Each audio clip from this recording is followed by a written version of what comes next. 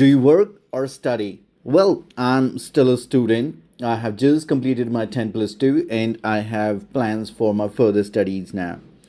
What is your major? Well, I'm a student of science and I have studied physics and chemistry in 10 plus 2 and I'm planning to continue my further study in the same stream. Why did you choose this subject or this major? To be very honest, I am interested in science right from childhood and I find it quite fascinating. In addition, science is one of the most practical and interesting subject to study at school. For that reason, I chose it as my major. What is the most difficult part of studying that subject? Undoubtedly, there are extremely difficult aspects associated with studying science. There are so many things that we have to understand at the same time. We have to memorize them. For example, the chemical formulas in chemistry, and there are many laws in physics which can be quite challenging for students. And these are the aspects that I find quite difficult. Do you plan to use the subject you are studying in the future? As said, I am intended to continue my further study in the same stream, and for that reason, I surely have plans for studying it in the future. The fact is that science has a lot of future prospects. For that reason, I'm intended to study it in future. Do you play any sport? Yes, indeed, I am quite sportive, though I do not get too much time to play sport these days, but still, at least for 30 minutes in the evening, I play badminton. Do you watch sports on TV? I must say it is my favorite thing to do. It is the best thing that entertains me. For that reason, whenever there is any live match going on, especially of cricket, football, I never miss it. What is the most popular sport in your country? Without any doubt, it is cricket because almost every Indian follow cricket, and we have a very solid cricket team, and that's the reason why it is the most popular game. Though other games are also gaining popularity in my country these days. How do people in your country stay fit? Well, there are numerous things that people do to stay fit. I must say that most important thing that people do, and not only Indians, many others follow Indians, and they too practice yoga and going for a morning walk, joining gyms, and even just taking good care of their diet are some of the ways to stay fit. Is it important for children to play? Part 3 follow-ups. What different type of traditional products are produced in your country? India is very famous for its traditional products, clothing material, and there are so many different type of attires that are produced only in India and exported in all different parts of the world. For example, saris, kurta pajamas, dhotis, which are associated with particular cultures of India. Then we also produce jewelry and some handicrafts, and other things are primarily produced in my country only. In your opinion, why do traditional products attract tourists?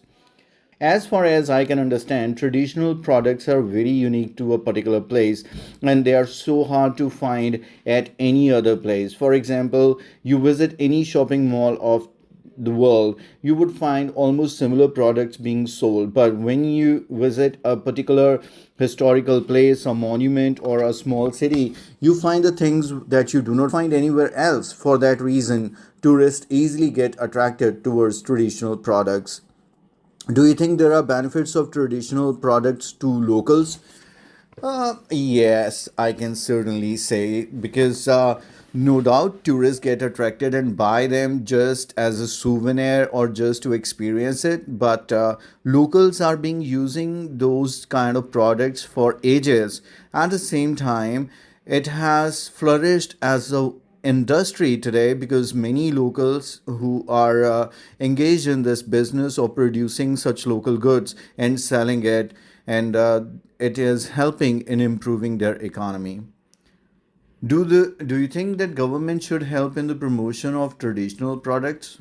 Why not? It is the responsibility of the government because it is directly associated with promoting the tourism industry as well as the economy of the nation. So more these products are promoted, more these industries flourish. For example, when India promote India as a tourist destination in the form of Incredible India, lots of traditional products of India are also displayed during the advertisement. Do you think because of globalization, countries are adopting each other traditions? It's true to a great extent because earlier people were just following their own customs and traditions because countries were virtually disconnected with each other. But today, because of globalization, the world has turned into a global village where people from all different parts of the world living in multicultural societies together, where they get to know about each other cultures and traditions and customs, and if they find them interesting, they don't hesitate to adopt them. Did the traditional things of the past are better quality than present day things? I agree to a great extent, and I would like to take furniture as an example. Though the furniture in the past were extremely bulky as well as space consuming, but they used to be made of hardwood.